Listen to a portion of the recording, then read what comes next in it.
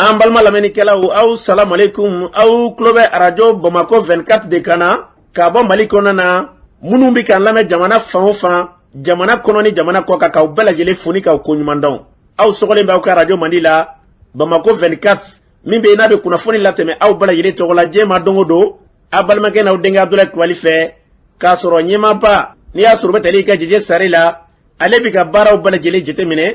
k'aw foni k'aw ko ɲuman dɔn faso kɔnɔ ni faso kɔ kan. Dɔɛrɛ taw ma k'aw sigi ni k'aw ka kunnafoni ma kɔnɔ kunnafoni ni dalilu don tiɲɛ ni ala ye siran ye kan kunnafoni gɛrɛgɛrɛ anw sigilen filɛ kɛnɛ kan. O de kan ka bɛn bi kunnafoni lasotuma bi ye alamisa ye alamisa min na bɛnnen bɛ nazarasan kalo 6 na juin kalo don bi y'o tile 30 ye ka bɛn 2022 san ma farafin kalo min bɛ yen n'i y'a sɔrɔ o ye seliba kalo ye an b'a dɔn k'a fɔ bi y'o tile fɔlɔ yɛrɛ ye jate la san kalo 12 don hejira san 1443 san don dugawu de bɛ kɛ ala ka ɲɛ ka d'an ma. Bakurumba fɔla bi kunnafoniw filɛ k'aw ladɔnniya k'a fɔ an ka jamana kɔnɔ na min ye ka dɔn k'a fɔ Moti marabolo kɔnɔ na kuna sinigo ka da se kunungo ma ataki dɔw wulikajɔ dɔw kɛra ka ɲɛsin ye ko kɛra cogo min na kunnafoni ye ɲɛfɔli ko la tuma min na n'i y'a sɔrɔ sigikafɔ kɛra an ka jamana maa ɲɛmaw ni politikitɔnw ni ɲɔgɔn cɛ a yirala k'a fɔ ko min kalata waati n'olu dɔnnen kɔfɛ dɔw b'a la k'u hakili di k'a yira k'a fɔ ko jamanatigi yalima a na kɛ cɛbɔ ye a tɛ kɛ cɛbɔ ye dɔw b'u hakili don ko senfɛ kunnafoni ye ɲɛfɔli ko la kunungo sirabakan kasara dɔ kɛra Yirimajɔ an b'a dɔn k'a fɔ kɛra so ma dɔ ni ko kasara nin na kunnafoni ye ɲɛfɔli ko la ka taa se min ye maliden dɔ ye kɛrɛnkɛrɛnnenya Moritani jamana kɔnɔ na ko wulikajɔ kɛra i ka dɔn k'a fɔ maa dɔ fɛ ka marifa ci ale la kunnafoni ye ɲɛfɔli ko la ninnu de bɛ ka kunnafoni kumaba ye bi k'a fɔra kunnafoni wɛrɛw bɛna fara lasɔn balimakɛ n'aw denkɛ Abdulaye Kulibali ala k'a ɲɛ ka d'an ma kunnafoni an b'a daminɛ k'a ladɔn k'a fɔ min ye commission min bɛ yen n'o ye kulu ye n'olu sigilen bɛ kalo ko jate kama kunungo olu sigira nɛgɛ kanɲɛ 17 waatiw la u ye kunnafoni bɔ ka bin ka jira k'a fɔ furanjɛla kalo kɔni k'a dafara kunungo seliba kalo k'a dɔn ko bi bɛ k'a tile fɔlɔ ye n'o ye bi alamisa ye o b'a yira k'a fɔ seli kɔni sibiri nata in kɔ sibiri o bɛ kɛ seliba ye Mali fantan 4 bɛɛ lajɛlen fɛ an b'a la k'a fɔ commission u ka sigi kɔnɔna na u k'u dalen b'a la bɛɛ lajɛlen na faamuyaliko ɲuman sɔrɔ olu ka jate kofɔlen ninnu na an bɛ dugawu kɛ yarabi ala ala min y'an ɲɛ da nin kalo in kan yarabi san caman ala k'an ɲɛ da kalo in kan nin cogo kelen in na n'an bɔra ye an b'a dɔn k'a fɔ min ye lakanabaliya bi na o kɔrɔfɔw kɔni bɛ ka caya sabu Moti marabolo kɔnɔ na sanga ni waati bɛlɛlen kɔnɔ na Moti mara kɔnɔ na gɛlɛyaw bɛ ka ta ka ɲɛsin yɔrɔ ni yɔrɔ a laban kuna sinigo ni kunungo ko wulikajɔ dɔw kɛra Adama Karambe b'a bolo nɛgɛ ka nin waati na ale b'a ɲɛfɔ an ye e ye jɔni ne tɔgɔ ye Adama Karambe ne ye premier vice président ye Muguma Bakila sɔrɔ dɔgɔnɔw ka yɛrɛjɛkulu mun bɛ yen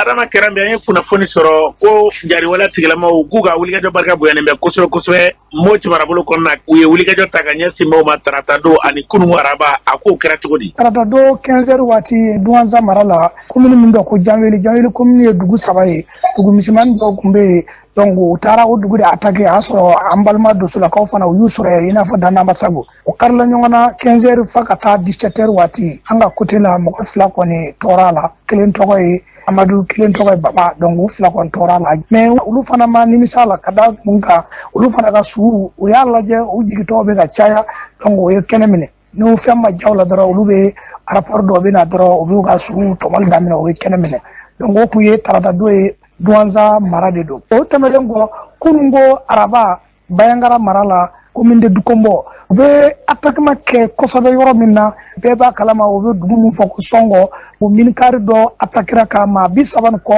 dasira yɔrɔ kelen mun na arabadon midi waati o ye mobile dɔ attaqué mobile kun bɔra Seware a bɛna kunda Bayangara kan mɔgɔ 2 de kun bɛ mobile kɔnɔ o ye muguci daminɛ dɔrɔn mɔgɔ fɔlɔ min kun bɛ kɔnɔ o sera ka bɔ foyi ma maga la sɔfɛrikɛ kisɛ ye a sen sɔrɔ ye donc o kisɛ kika mun bɔlen an ka dosolakaw fana kun man ja ye Danaba Sago mɔgɔw olu de filila ka na ka ninnu sauver mobile kɔni ma se ka jeni o ma se ka taa ni mobile ye donc o kɔni olu kɔni tiri camanba kɛ o fana ye kɛnɛ minɛ misima mɔgɔw fana tɛmɛna a tɛ tɛmɛ i n'a fɔ 10 minutes nin ko kɛra olu fana kun bɛ ka taa Bayangara côté na o ye mankan de mɛn wa olu fana ye retour kɛ ka na ninnu sɔrɔ ninnu bɛɛ bɛ muguci kan na olu fana y'o da dɔ ninnu cɛ la donc olu de ye banabaatɔ nin ka furakɛ dɔɔni ka banabaatɔ ta ka taga n'a ye Bayangara hôpital kɔnɔ o de kɛra kuna sini ani kunu Bayangara mara ani Duwanza mara la an bɛ tori ka taa kɔfɛ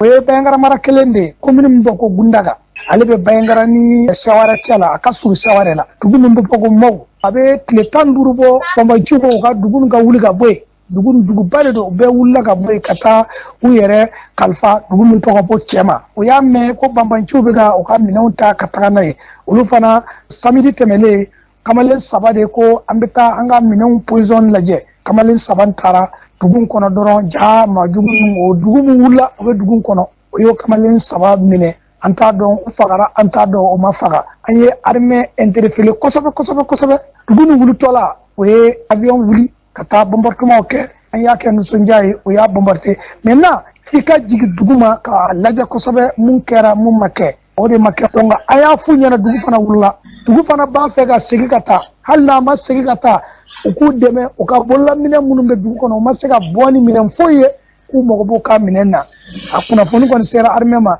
anga dozo la kaw ku kono foka se ni ma dugu nun kan ga minen wallahi u ka bolla minen o fe mumbe o ya be che ka tagane o dugu ni sigleme wallahi hal dum fen tu bolo ceman fane bur sona dugu doy ani sawara ka jame ani soma dugu de ka suru bi dugula manu nube kule wallahi ablay fo erebe hine be mum fo in samia don dafa an fe se sode moti marala be sega fo sentir be sangol koro bangasi kana bayangara duwanza jenne moti marabe se so angon be doke arme mali ka fo irisi nana jama nana nin kele ka ke ka bo abla manogo de fo anga kanke togo do de fali nin wati ko ni sapapa siruli una sini sanji banale be ba fe ka da dani ke be fana siralendo o be sokono parce que ni tara do ibrile e to fo me mafachika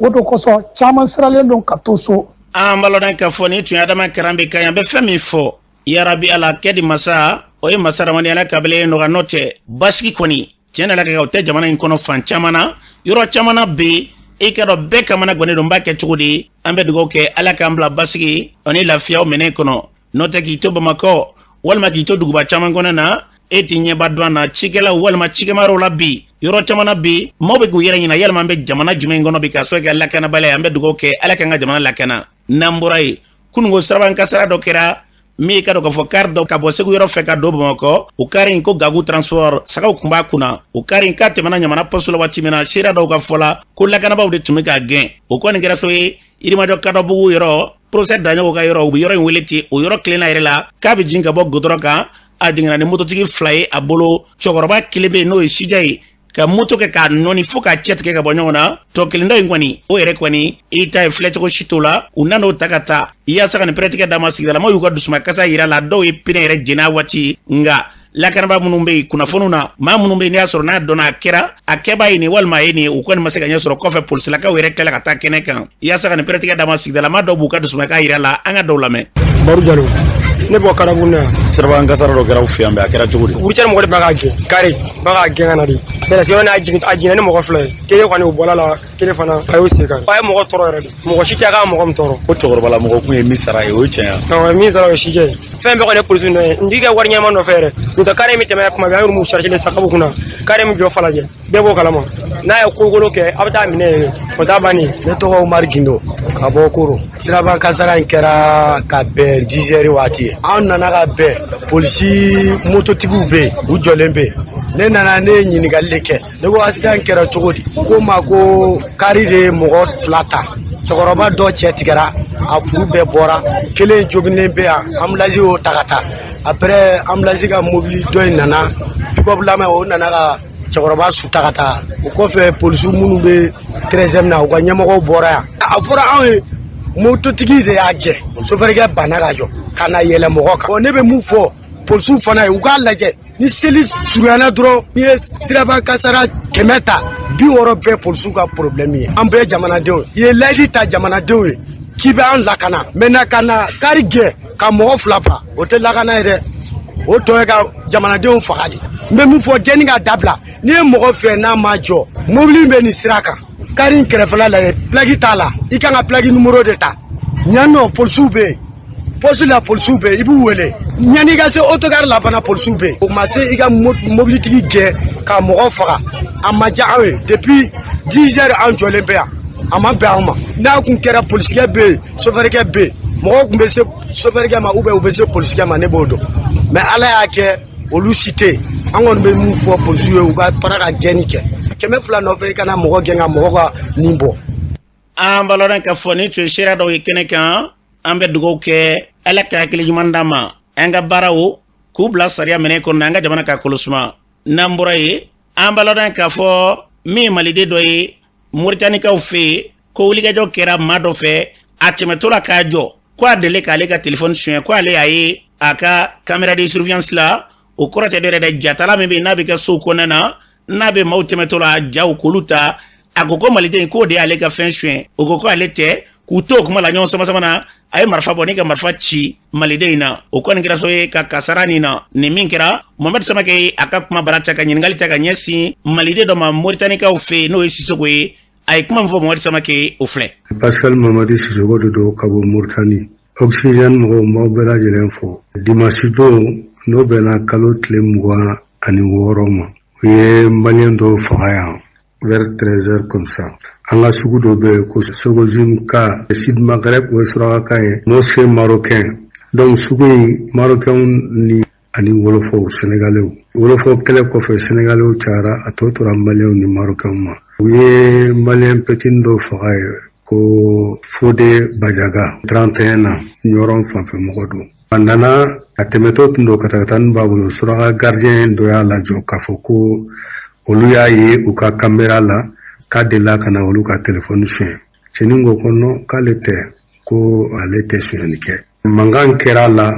mɔgɔw kumanaw ni ɲɔgɔn cɛ surakacɛ y'i to dilan samasamali ni fɛn na ka marifa bɔ ka ci cɛnin na a yɛrɛ fatura yɔrɔnin bɛɛ polisiw ye Saka Tarawele wele ale min ye conseil président ye k'a fɔ ɲɛna bon maliyɛn caman ye ɲɔgɔn sɔrɔ yen bon polisiw kɔni ye cɛ minɛ ka taa n'a ye cɛkɔrɔba don il a 74 ans il est né en 1948 o y'a minɛ ka taa n'a ye ka taa a datugu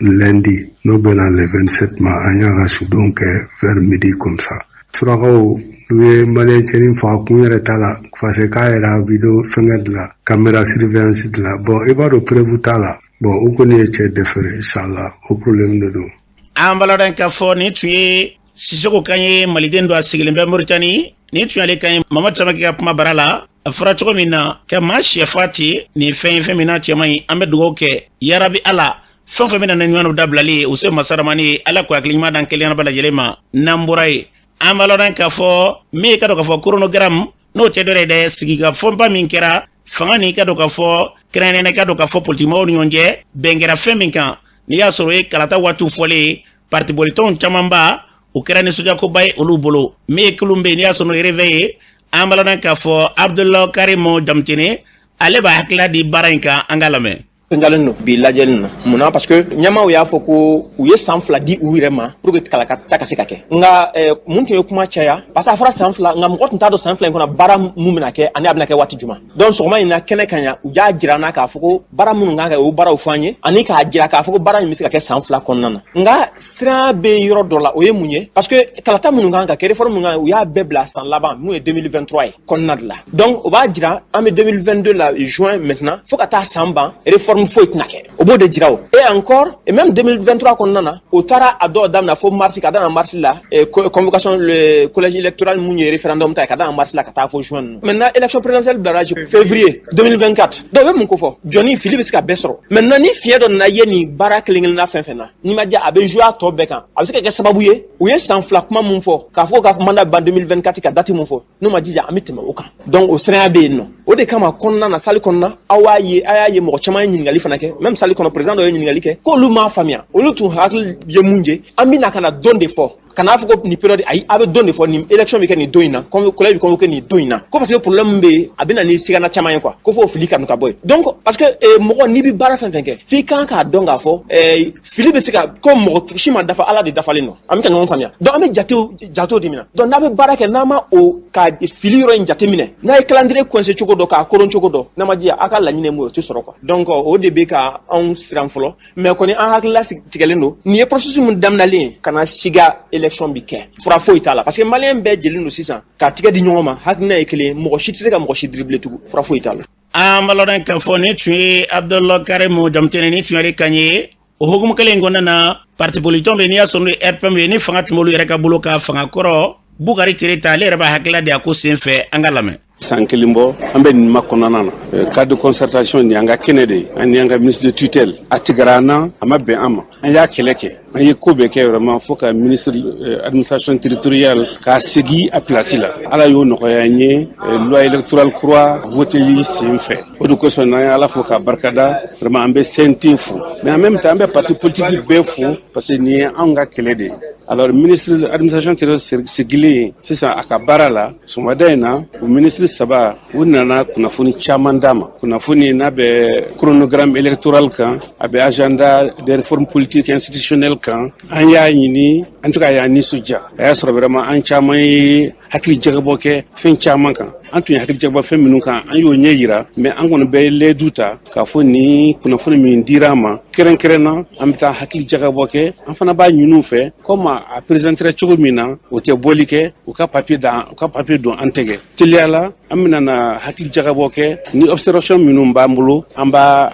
communiquer et puis en hakilla c'est fenyana mando donc ambe ala deli benkakala surtout benkakala mina ambe hamina ko yemi gela mimbe anga jamana kan gela mimbe anga jamana diun kan akila asirasa beka dobla benkake fin dokan pour que le 3 malika tan proposition sérieuse et c'est da ka conférence là pour que akafa ko jango ala maliya seko ke nina donc lu fana ka décision ta ka fo ko sanction min tara malika ma ou sanction wuli ambe ka la de malika sanction ka wuli le 3 juillet 2022 ambe dugo ke Bokari Tereta a fara cogo min na an bɛ dugawu kɛ yarabi ala mali ka sanction manga n'o ye gɛrɛntɛ min b'an ka ala ka gɛrɛntɛ ni ka ɲuman wuli ka bɔ an ka jamana kan n'an bɔra ye kabini coronagramme in kɔni fɔra malidenw bɛ ɲɔgɔn sɔsɔ la n'i ye bɔlɔlɔw sanfɛla lajɛ bi dɔw ko jamanatigi n'i y'a sɔrɔ ye colonel Asimi Goita ye k'a bɛ sɔn ka kɛ cɛbɔ ye dɔw ko a tɛ se ka k'a ye bɛɛ bɛ k'i ta fɔ fasoden dɔw kɛrɛnkɛrɛnna dɔw b'u hakilila di parti yɛlɛma cogo la Amidu Dumbiya ka taa se Adama Jongo ani ka dɔ ka fɔ cadre la min ka dɔ ka fɔ Ismail Sako ye ninnu bɛɛ lajɛlen b'u hakilila di an k'u lamɛn. Kuma in yɛrɛ wagati tɛ sisan ye parce que a ma s'a ma fɔlɔ a bɛ se ka na ni gɛlɛyaw ye wagati min na an bɛ ka ko apaiser. Article min fana révisera a sɛbɛnni b'a kɔnɔ ko président tɛ se ka kɛ candidat ye donc ne bolo débat yɛrɛ tɛ nin na fɛn min ye bɛnkan ye je pense que o tɛ se ka lawuli sɛbɛnw yɛrɛ b'a. Bamananw b'a fɔ cogo min na a y'a minɛ a b'a da bon o ka fisa ko a y'a minɛ a b'a kɔnɔ ye quoi pour le moment ma foyi fɔ fɔlɔ vraiment ka nin ŋaniya modèle ta k'a sɛgɛrɛ bon ne kɔni fɛ mɔgɔw bɛ ka u ta de fɔ maintenant ne yɛrɛ n'i ye ne ɲininka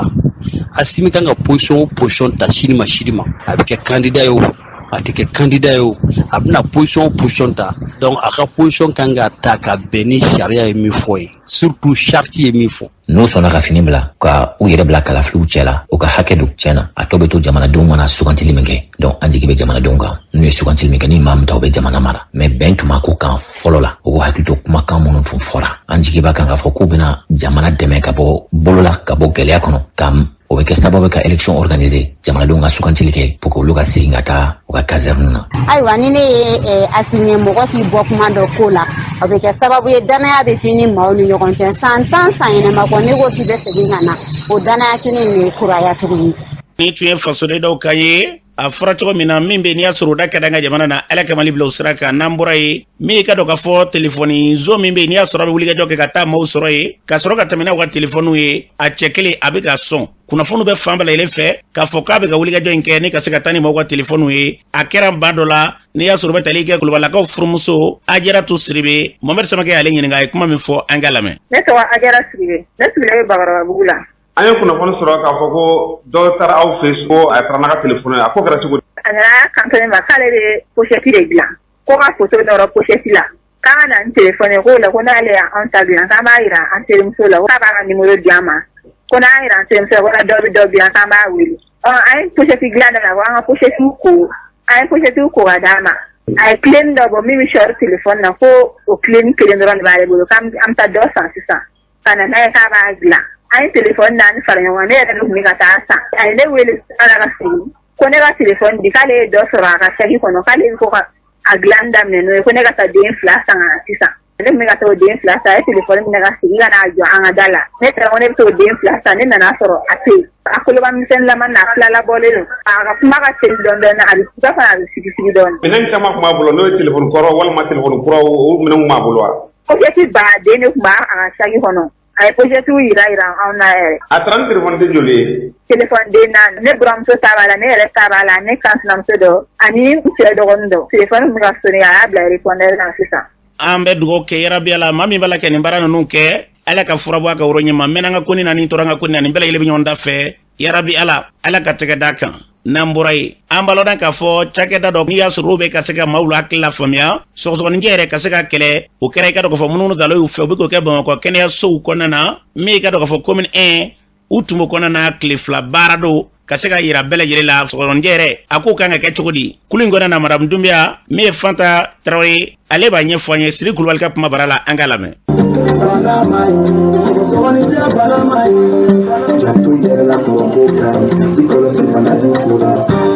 Madame Dumia Fanta Traoré. On me ka mogo sensibiliser ka mogo labo kana sokonje dépistage ke no sokonje lajeli nala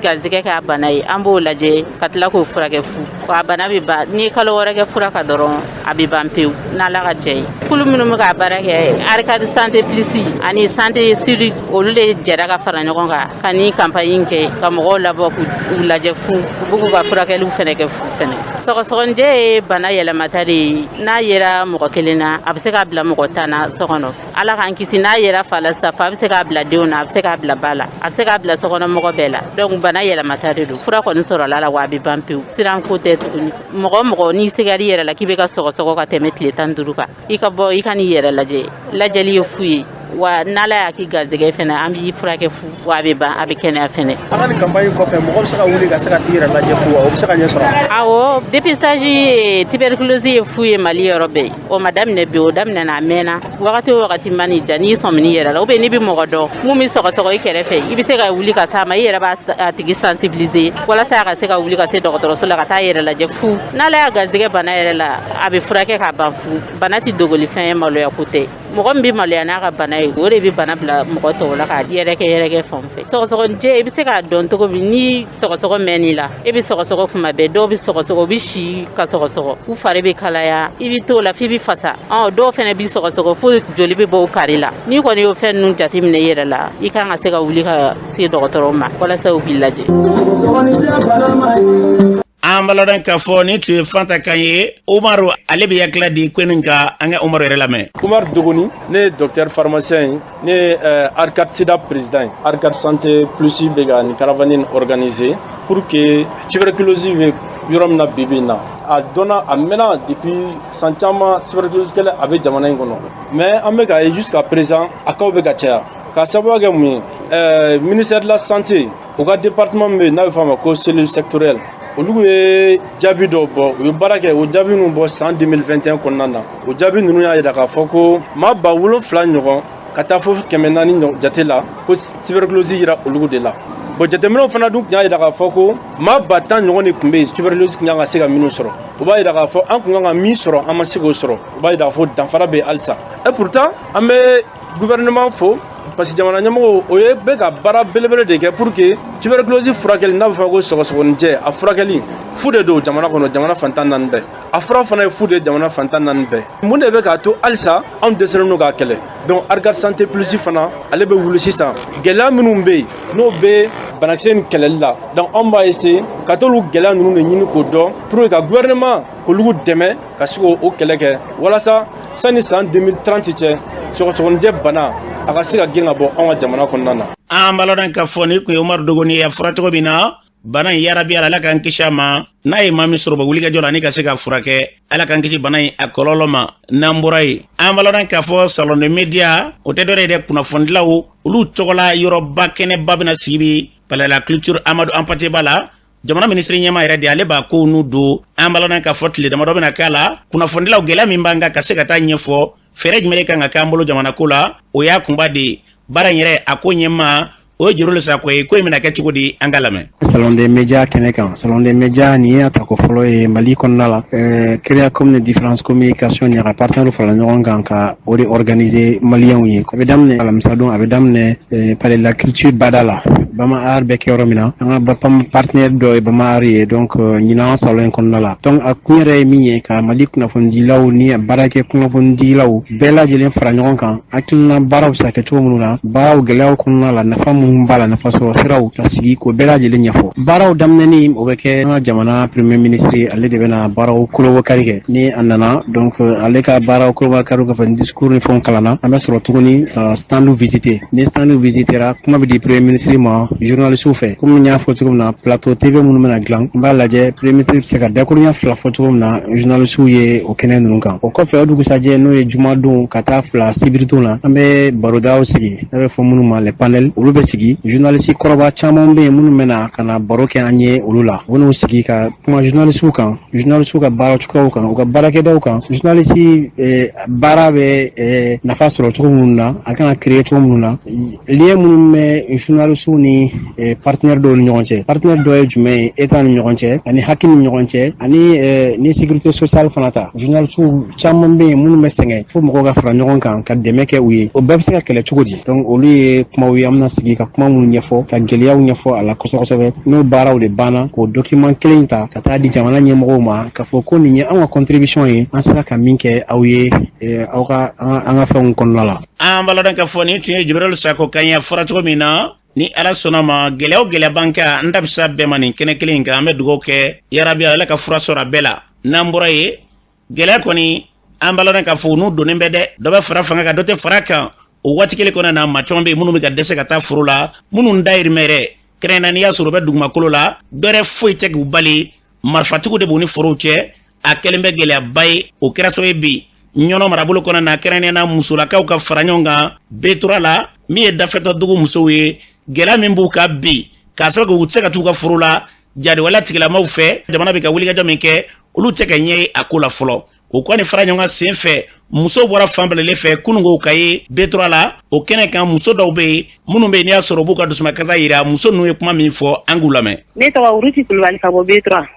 bilama ka gele anga furu be do e pimiero do ma se ka du nan tara furu la o mna ni marfa e ka angwe able an kamana gane ni asima la je kana an deme an sengena an torola nyanna dugu yere nige be ni ka bo an na ere an wona mi fo mali fangai ku kofle an na ya kata betra fo kana sabu kena kama gela dan ubina ni mishu yo ba blanga furula ga tasuma blanga klema malola ku jeni ni don so bora o kana fi ku wele ubuli tibi bla famo fana ma utina an woni jigi kon dame famo kan me utan jigi koro de kere ro tan jigi koro ni don so ye muguchi ko muna don so ye muguchi an woni be min fo mali fangai ka sabali ko don so to ku ka barake u ka deme ula ka faruka u ka te ala jati koson u ka sabali kwa to do ka faru kan ka barake an wona jigida me asinka amma dili akake Allah kama akan mu ko blakana alsanga sanga samya barake no te barangele la de an sa yanga ce din flafa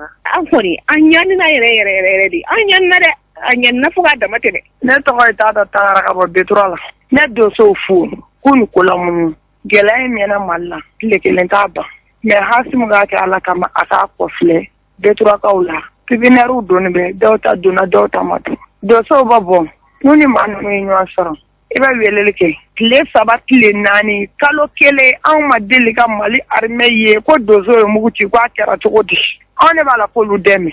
wallahi billahi dozo so ko falade o ma marfa inta ku be to nyini ni to ko do nya ma bila la checha mai marfa tu ya bila e bi ga furula jadi fikani misibena kana egnie ka bui ga furo kuno ka misita ka bila ga furula ka engon ba mi fo mali armeni olude tenita ku ba ankoloshi olude laidu ta awni ni mali arme ma wili kelenke mani de olude doso munu fo nuni doso te kelenke mandulu fe oluba boyoro mi sisa yani nyononche ubu wele ku ba la kana awu soroya awu do ugo sami etike umavo bobo kana koi uyafo wa ubaka mali fanga ke ala yere jati kama kele alaka bani mi balon bala ni na fule mi sara alaka kinye ma o ma be mali nyali fanga do obe ma o ma ko mali ka kinye alaka o kinye ka buruji be kinye alaka nyasuma jike dawilji kanya tabware kabo kana sabo afo asini an gamana gwana sanwo sanyama ba sora ngo furo betrula ka ba nyina alitari kele o matro nyi folo daga tamesiga ngo furo kono naona furo yera ka toyi anyu konya di alama asimi ka andeme ali bi so ma dai na wa dem senu ngubuta malu turu ino mata ni gurumushi obu tiku fa wala ma ku malu dozo ya marafata ko jamana kisema du ma kan na polo tu bolo fanda unyera dama de na me faranyo nga chetu demam sutu deme ko faso de no te na dana tuyera ku bebi labe ki sigi kasu arme me se ya tewu aplekela amado molo bina tu chogo mo wasomya du dokarala ma jugunu nga shu yera fola de bora ne re faso du kono we shu fola bondo bugu bara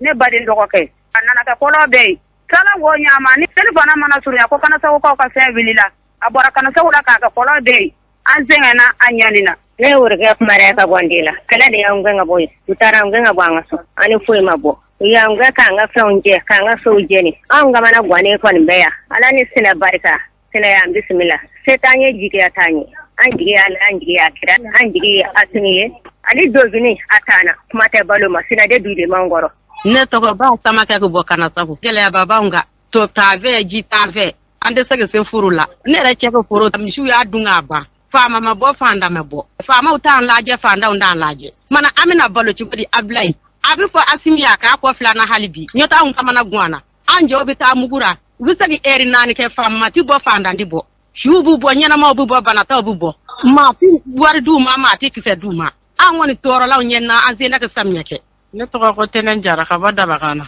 gele amma ngabi an senga na an toro law nyeni me ne ti a gena ba si wala do nyere kala mso yere kala mo lupane kila ti blango sokono gele ni senga mbanga ala dorone bado ne bu mina simi pe aka ko flana tiana an toro le do an senga ne do an nyeni do ali bi aka ko flana aka do fara ka tesirika samiya ko na masaka baron fede ani mo lupane kila ata ngo sokono an sene ka chiki an sene ka fuke mami balo chugodi muto ba na to kulubale ko bezem gele bode bo ngable suma de la bla na sokono gele be ni kana uva era shita nga jisu kono kazu ka ko flana se shito nyebi an zebe bana bi ya me sengeli nyini era dala hera shito nya jisu kono bi ali suma de ngeli ata an jisu kono ambe bolo chugo me an ta do here se shita ko asimi ka ko flana de te ngamba ngabi a ala doronde bado ambalona ka foni tu musola gado kanye ne musonu na uya famia u shini shite mi wodu kelena woni be kamana gwa e kado chamambe kashi abi ko kuma desaka ke na furabi ambe tikere forila dobe faraga doti faraka mau fle uma fonye ni jamana fe kulu kase ka tuka forola u deseme ka tola alibi wuli ga jode be sena dungo do ko bara unyo na shite anga jete menede odla nya fongante mako faso mitanye sra mi fe amugo bodila anga jamana la ka basigi bibina ni yenu ndo lame abi kespe ka fembe nega buila ala ka anga jamana kolusuma namburai ambalona ka fo selibi ka gere tayeru katase uluni munumbe ni asur baraga no client ko bu chugodi dobu ka shiradi anga do lame Jan commencé à nous finir. Atena pour celle finita. C'est le bala qu'on a mis client chama sur moule bena nous finir. Pour le gars c'est la bayan c'est le era chela. Tiens la bara avec la c'est le bala passer la me bara chama ke. Ame se tu a te dit so comme poche le comme la era me tu ante ta so era ni bara chera. Era mu flani. Famille do be lu na nous finir chama pour le gars c'est pas to gomina. Pour la ça ta fête que va village la. Donc amo finir bara ko la wala ça ka se ka panjo na to gomi. Nega client famba o fene muso. Muso wa ko fene ne chego ko te ke job bo jona lu be se ka ake jona to ko ko kan no muso te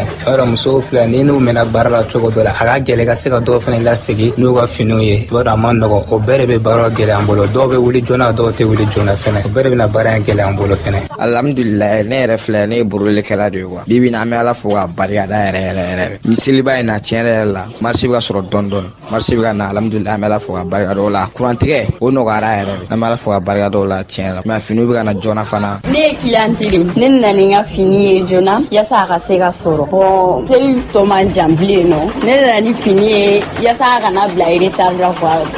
tayru nu fleni wa forande bu ka chankoju ni na ni ga fini jona ma do la ero ta tigero funi sil to la semaine kilo sa semaine to be soro ka ko bo tigel dande ga fini ere te gi sa woyere ne tayru ami barage me e kilon ti ko na ni fini jona wa na u ti ko na ni fini funi sil to la ti da mo no soro na ni fini bo so na tene fini ne jowa ambalodan ka foni Twitter do Ukraine uni client do munu be niya soro no be shera o de sel ko na me dugo ke ala ka teme go nyuma irana nambura ye aranu yere ko o si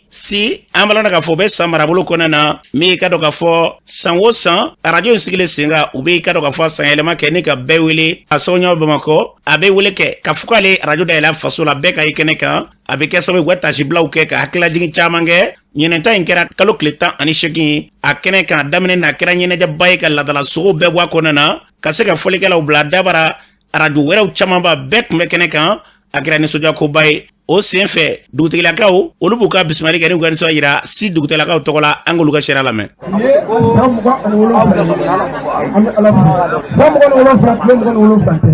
dugutigilakaw kɔfɛ min ye mɛrilakaw ye Madani Boyite ale yɛrɛ ma kɛ nisɔndiya dogo an ka mɛri lamɛn. Ne tɔgɔ ye Madani Boyite ne ye si mɛri ye an bɛ foli di an ka délégation ma minnu bɔra Bamakɔ minnu bɔra commune kɔnɔ yan ani commune wɛrɛw an ka foli bɛ lase a bɛɛ ma an ka lakanabaa minnu bɛ yan n'o ye tontigiw ye an bɛ foli di ka foli di journalistw ma ani radio baarakɛlaw an bɛ barika da Ala ye an nisɔndiya nin bɛ bi k'a sabu kɛ radio ka san 27 ɲɛnajɛ ye ni adamaden no san 27 o b'a sɔrɔ i kan ka i somɔgɔw ɲɛfɔ i bɛ kɛ fɛn i tɛ kɛ fɛn o bɛ dɔn an y'a dɔn radio in a bɛ kɛ fɛn ye n'i y'a daminɛ kumaw filɛ kama bɛ bulon kɔnɔ ka na bɔ yen ka na jabala sɔrɔ n'i kunna ka bɔ san i ɲɛ bɛ da yɔrɔ min kan n'a b'i sama o ye radio yɛrɛ ko ye o ye nisɔndiya ko ye an bɛ foli kɛ radio promoteur n'o ye Jɛnginɛ Jara ye sigida denw ka ca fɛn bɛ caman fɛ ka tɛmɛ Jɛnginɛ kan mɛ a ye min kɛ caman ma kɛ dɛ n'a ma ɲɛ i faso i bɔra a la i se ye min ye i k'o k'a la sɔnni i ka bɔ a la an b'a miiri Jɛnginɛ a senɔ kɔni yira o kɔfɛ an bɛ foli di sigida ɲɛmɔgɔw ma n'o y'an ka autorité ye jamana kalifa bɛ minnu na bi ka dugawu k'u ye jamana bɛ gɛlɛya min kɔnɔ an b'a ɲini Ala fɛ Ala k'a bɔ a kɔnɔ janfa o janfa n'a tigɛra jamana in kama Ala k'a segin a tigi ma jamana in Ala k'a basigi an bɛna don samiyɛ la anw sigilen bɛ tigɛyɔrɔ la fɛn di barikama a bɛ Ala fɛ Ala k'a d'an ma min b'an tɔɔrɔ Ala de k'o d'anw t'o dɔn Ala k'an kisi o ma. an balona ka fɔ ni tun ye maire Kaɲe Madani Boyite o kɔfɛ radio directeur Adama Sakumana ale yɛrɛ kuma ta ye min fɔ o filɛ. an sigikun ye yan gɛlɛya min mana ka sigida kɔnɔ an ka fara ɲɔgɔn kan an ka ɲɔgɔn dɔn ka se ka gɛlɛya kɛlɛ radio n'a cakɛlaw ka taa se radio ɲɛmɔgɔ ma n'o bɛ Bamakɔ n'o ye Jɛnginɛ Jara n'an k'a ma ko promoteur san o san ale b'an wele ko fasoramaw ka fara ɲɔgɔn kan an ka ɲɔgɔn dɔn o de bɛ k'an sigi kɛnɛ in kan yan an bɛ si dugutigi fo ka alimami fo muso ɲɛmɔgɔw si commune an ni commune minnu sigilen don ka danbɔ ba fila ni ɲɔgɔn cɛ an bɛ bɛɛ lajɛlen fo. ko in denbaya talen tun bɛ k'a di Worondonakaw ka Fatumata ale kuma min fɔ o filɛ. ne wurundona Fatumata de kan ka bɔ si sera yan nɔ sibaw y'o sugandi u bɛ radio so denbaya di anw ma wala u y'a kan y'a diyara n ye an b'u fo an b'u waleɲuman dɔn ka Jɛnginɛ Jara fo pour que fɔ Bamakɔ a bɛ bonya a diyara n ye.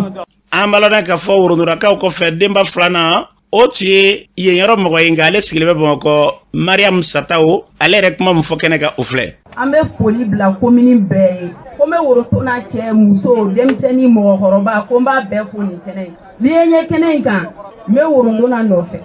ni Worondonakaw don ko saya n'o bɔra yen radio ɲɛmɔgɔ Jɛnginɛ Jara aw bɛ foli bila ye n'i y'a mɛn Sine commune bɛ dɔrɔn bi Bamakɔ Jɛnginɛ Jara de sababu y'o ye ne ka radio yɛrɛ ko tɔgɔ mɛn n m'a dɔn Sine yan parce que n tɛ radio lamɛn n bɛ Bamakɔ kunnafoni bɛ commune in kɔnɔ yan commune 3 bɛɛ kɔnɔna in na anw bɛ Bamakɔ anw b'a mɛn o sababu bɔra jɔn na Jɛnginɛ Jara donc a ye tɛgɛrɛ fɔ Jɛnginɛ Jara kun kosɛbɛ radio tɛ se a yɛrɛ kɛ foyi ye commune kɔ donc commune donsow commune kɔnɔdenw commune 3 bɛɛ a bɛɛ bɛ radio in lamɛn fo san fo siaro a diyara n ye a bonyana n ma Ala ka san wɛrɛ ta jira n na an kɛnɛ ka san wɛrɛ ta fete. an balona ka fɔ ni tun ye Mariam Sataw ka ye a ko denbaya talen tun bɛ k'a di Samuel ma kɛrɛnkɛrɛnnenya Ngirinba Kulibali n'ale sigilen bɛ Kati ale tun bɛ kɛnɛ kan Deva a ye kuma min fɔ o filɛ. Sikaw Sarokaw Sayikaw Sadugu Wɔlɔndugu ni kasi de bɛ senna ko cercle ka batigɛ an b'a fɔcogo ɲuman na i bɛ kuma o kuma mɛn a kɔnɔ n'a kuma ninnu n'u fɔcogo man ɲɛ dɛ da la k'a fɔ ko y'an ka fili an sago bɛ cercle kɔni ka batigɛ sabu ni cercle ye batigɛ anw ka sɛgɛn banna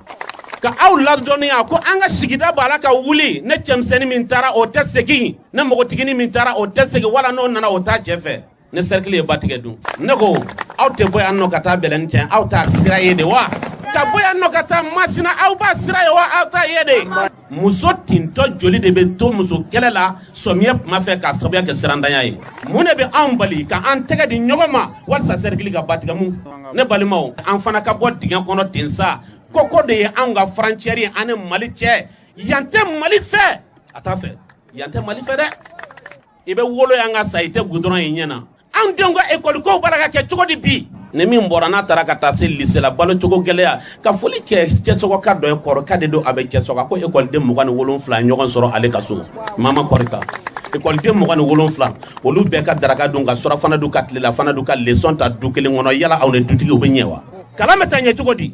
O de ye anw ka tokilo mɔgɔw ye. Ne ka kuma bɛ sinsin o yɛrɛ de kan ko cercle ka batigɛ. O de y'a to ne Saro wele k'a fɔ Saro ka ye ko ne Saro ka dama ye cercle sɔrɔ ne si ne sa ye ma fara ka a t'a nafa. K'a fɔ Sayi ka ye ko ne sa ye dama ye cercle sɔrɔ ne si a ne Saro ma fara ka ko a t'a nafa. Cercle mɔgɔ bɛ jama de la dɛ. O de la k'a fɔ sikaw ɲɛna ko ni aw dama kɛra cercle ye ne Saro ne sa ye ma fara ka ko a ma ɲɛ. Anw de ye furuɲɔgɔnmaw ye. Anw ne tulo bɛ ɲɔgɔn sunɔgɔkan na. An balodan k'a fɔ ni tun ye Ngirimba Kulibali ni tun y'ale kan ye a fɔra cogo min na n'i ye yɔrɔ in lajɛ bi i dabali bɛ ban nin ɲɔgɔnna yɔrɔ ka tila k'a ye bi ko sira foyi tɛ yen u bɛ ba fila ni ɲɔgɔn cɛ gɛlɛya de dan an bɛ dugawu kɛ u ka laɲini ye min ye ala k'o sabati yaasa ka kunnafoni kuncɛ arajo yɛrɛ sababu ɲuman Jangina Jara n'o ye promoteur ye ale yɛrɛ kuma fɔ kɛnɛ ka ye o filɛ. N b'an ka dugutigi ɲuman fɔ n'o ye Babuna Buti sabu n'i y'a mɛn arajo an ka cɛkɔrɔba ala ni ale barika de don. Ne ye an ka dugutigi fo n bɛ an ka maire fo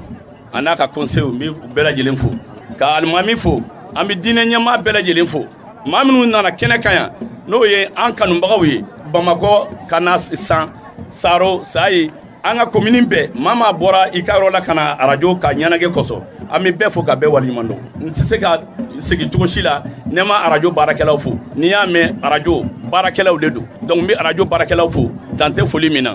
u bɛ cɛsiri min na n b'a ɲini u fɛ u ka dɔ fara cɛsiri kan a ye parenya di min ma n'o ye Samuel Ngirimba Kulibali ye n b'a fo an ka denbaya minɛ la n b'a ɲini a fɛ a ka tigɛrɛba fɔ a ye ne ye foli kɛ Ngirimba la marraine n'o ye Worontonakaw ye ani Maramu Sataw ka bɔ Cɛsɔgɔ n b'u fana fo n bɛ foli ɲɛsin Dabara ma n b'a ɲini a fɛ a ka Dabara fo n ye Dabara bɛna bi fɔli min ka ye komi a ko n kana fɔ n b'a fɔ a ko a bɛna bi fɔli kɛ fu ala ni n ka faso kanu kosɔn a ye Dabara fo n bɛ foli ɲɛsin an ka jeunesse ma olu min ye kɛnɛ in ɲɛnama ye an b'u fo k'u waleɲuman dɔn n bɛna kuncɛ ni jumɛn ye o ye an ka lakanabaaw ye n'o ye donsow ye n bɛ donsow fo dan tɛ foli min na n'i y'a ye kɛnɛ basigilen n'o tan anw bɛɛ lajɛlen nisɔndiyalen don kɛnɛ kɔnɔ mɔgɔ de bɛ min bɛ k'a lakana donc an bɛ donsow fo an bɛna foli kuncɛ an ka gendarmew ni sɔrɔdasiw ni polisiw na n'o ye awa armée ye an b'olu fana fo u ye jɔnjɔn min n'u y'o di ne ma vraiment n tɛ se ka foyi de f'u ye to n b'u fo ala ka n'u sara kanu de y'a to u ye jɔnjɔn ta ka di ne ma foyi tɛ n bolo foli kɔ ala ka n'u sara. An balodan k'a fɔ ni tun ye Jangina Jara kan ye san 27 arajo in sigilen o ɲɛnajɛ de tun don maaba caman tun bɛ kɛnɛ kan bɛɛ k'i kɛ nisɔndiya yira ka bɛɛ fo ka bɛɛ waleɲuman dɔn nin n'a ɲɔgɔnnaw u ye jɔnjɔn ta k'a di Jangina yɛrɛ ma a ye fasoden ɲumanya min kɛ ala ka n'a hakilila ninnu ni ka ninnu caya n'an bɔra yen an bɛ taa jamana kɔ kana na Umu Danbɛlɛ mun b'e bolo. An karamɔgɔ an bɛ taga Senegali jamana kan a jirala ko tasuma kasara ye tunkaranke dɔw ka kurun sɔrɔ min bɛ Senegali jamana camancɛ yan fan fɛ kɛrɛnkɛrɛnnenya la u ka dugu min bɛ wele ko Kafutini n'a bɛ Camasi marabolo la a jirala ko maa jɔnjɔn a hakɛ minnu fatura ko o ma dɔn fɔlɔ nka kunnafoni labanw y'a jira k'a fɔ ko maa 14 de furu yɛrɛ fɔlɔ kɔgɔji in na nin waati na wulikajɔw bɛ sen na n'an bɔra an bɛ taga Irisi tɛnɛndon Irisi sɔrɔla silakaw ye mugujigi kɔtigɛbali dɔ bila Ikɛra ni jamana kan o kɛra sababu ye maa 20 ni kɔ ɲɔgɔn de bɔnɛna u ni na ani ka maa caman jogi waati na Irisi sɔrɔla su bɛ wulikajɔ caman na n'an bɔra yen nɔ an bɛ taga Burkina Faso jamana kan cɛ marifatigi dɔw binna Burkina Faso kɔrɔyanfan kan a kɛra sababu ye ka maa dɔw sɔrɔ u ka denguli jama cɛla ka maa 8 ɲɔgɔn bɔnɛ u ni na nin waati la Burkina lakana tigilamɔgɔw bɛ wulikajɔ la n'an bɔra yen an bɛ taga OTAN kun ye layidu di Ikɛra ni jamana ma k'a bɛna u dɛmɛ nka Ikɛra ni jamanakuntigi y'a jira k'a fɔ k'a k'u dɛmɛ ni kɛlɛkɛminɛ caman ye k'a ka layidu d'u ma a ka layidu in bɔ a sira ma fɛnɛ an karamɔgɔ an tun ye min sɔrɔ ni kɛlɛ dɛ an bɛ dugawu kɛ yarabiya la ala kɛ basigi lafiya k'o don diɲɛ bɛɛ lajɛlen kɔnɔ la n'an bɔra ye cikan kɛrɛnkɛrɛnlen ka daw tulo kan an balimamuso Madame Konate Penda Kulibali ka bɔ Fana ale nana Bamako ka n'a ka sanu kɛ ani samaw tun b'a bolo o kɛra ntɛnɛn don k'a donna mini bisi dɔ de kɔnɔ la min ye barawulikaw ka mini bisi ye a numéro ye 1767 ye tuma min na n'u jiginna ale ka minɛn ɲini n'a ma ye minɛn ninnu a mana kɛ maa o maa bolo a na kɛ fili ka jigin n'a ye manaforoko don wa minɛn ninnu fini minnu b'a kɔnɔ la ale yɛrɛ n'i ka dɔgɔ sama k'a bɛ taa fo dalasi ba 50 ni kɔ la a b'a ɲini ala ka juma bɛɛ fɛ ni maa ma kɛrɛ ka dɔn k'a fɔ nin fɛn ye fɛn ye ale ka manaforoko b'i bolo i ka ɲa ma ni k'a lase an ma i ka weleli kɛ nɛgɛjuru sira fɛ 76 12 fu 8 66 76 12 08 66 walama i ka bila kulubali yɛrɛ wele ka nɛgɛjuru sira sanfɛla la 76 29 85 76 29 85 15 an balimamuso an yɛrɛ dɔgɔmuso an bɛ dugawu kɛ yarabi ala k'a don an kɛrɛsɛgɛ la k'aw bɛɛ fo ka waleɲuman dɔn ani ala sɔnna ma sini aw ni sirigula bɛ ɲɔgɔn sɔrɔ yan ale ma se ka yan sɔrɔ bi ko bolimafɛn n'o ye moto ye o tiɲɛna o donna n'an cɛ bi